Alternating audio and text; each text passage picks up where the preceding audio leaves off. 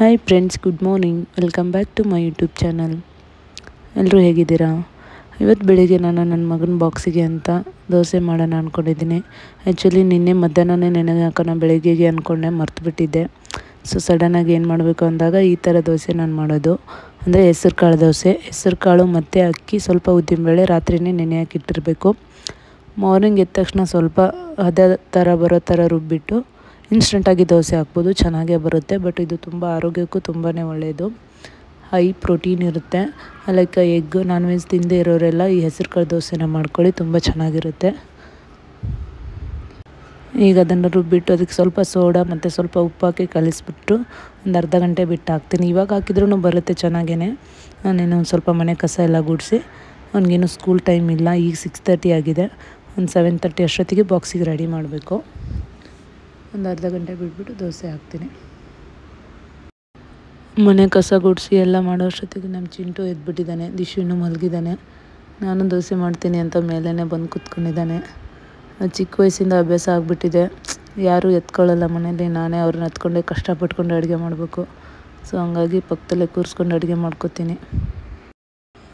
ಚಿಕ್ಕದಾಗಿ ಒಂದು 3 ದೋಸೆ ಮಾಡ್ತೀನಿ. ದಿಶು ಬಾಕ್ಸಿಗೆ 2, ಚಿಂಟು ಸ್ವಲ್ಪ ತಿಂತಾನೇನೋ ಅಂದ್ಕೊಂಡು ಮಾಡ್ತಾಯಿದ್ದೀನಿ.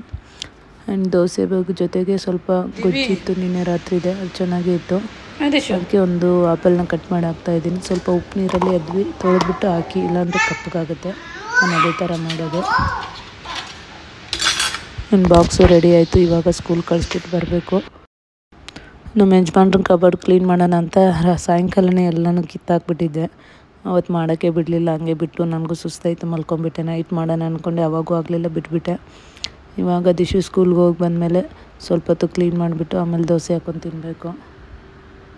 ಎಲ್ಲ ಟೀ ಶರ್ಟ್ಸ್ ಒಂದು ಕಡೆ, ಶರ್ಟ್ಸ್ ಒಂದು ಕಡೆ ಎಲ್ಲ ಮಡಚಿಡ್ತಾಯಿದ್ದೀನಿ.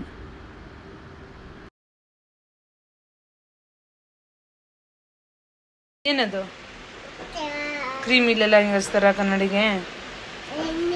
ಇನ್ನೊಂದು ಹೊಡಿತೀನಿ. ಈ ಮಕ್ಕಳನ್ನ ಕಟ್ಕೊಂಡು ಇದೆಲ್ಲ ಕ್ಲೀನ್ ಮಾಡೋ ಅಷ್ಟೊತ್ತಿಗೆ ಸಾಕಾಗೋಯ್ತು.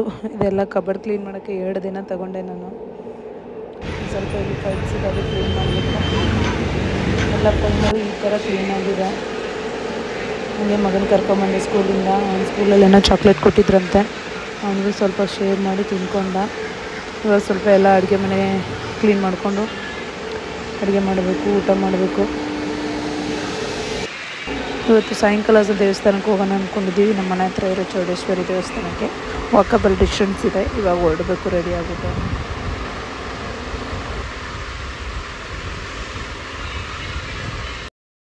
ದೇವಸ್ಥಾನ ಇನ್ನು ದೂರ ಇಲ್ಲ, ಒಂದು ಅರ್ಧ ಕಿಲೋಮೀಟ್ರ್ ಇದೆ. ಸೊ ನಡೆಸ್ಕೊಂಡೆ ಕರ್ಕೊಂಡು ಹೋಗ್ತಾ ಇದ್ದೀನಿ. ಮೇನ್ ರೋಡಲ್ವ, ಕೈ ಬಿಡಲ್ಲ, ಓಡೋಗ್ಬಿಡ್ತಾರೆ ಅಂತ ಕೈ ಹಿಡ್ಕೊಂಡು ಕರ್ಕೊಂಡು ಹೋಗ್ತಾ ಇದ್ದೀನಿ.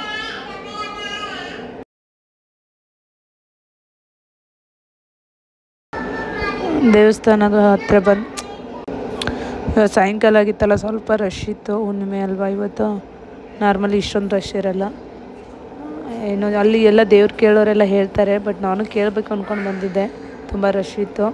4 ರಿಂದ 6 ಗಂಟೆಗೆ ಹೇಳ್ತಾರೆ. ಯಾರು ಹತ್ರದಲ್ಲಿದ್ದರೆ, ನಿಮ್ಗೆ ಏನಾದ್ರು ಸಮಸ್ಯೆ ಇದ್ದರೆ ಇಲ್ಲಿ ಬಂದು ದೇವ್ರು ಕೇಳ್ಬೋದು.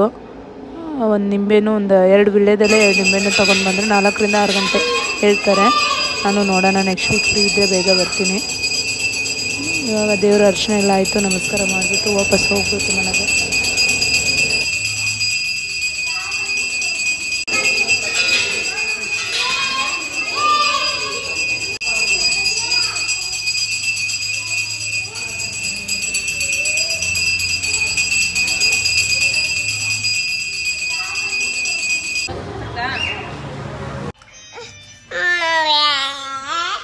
ಹಾಗೆ ಬರ್ತಾ ಪಾನಿಪುರಿ ಪಾರ್ಸಲ್ ತಿಂದಿದ್ದೆ, ಇವಾಗ ತಿನ್ನಿಸ್ತಾ ಇದ್ದೇನೆ. ಆಮೇಲೆ ಊಟ ಮಾಡಿಸಿ ಸ್ವಲ್ಪ ಮಲಗಿಸ್ಬೇಕು.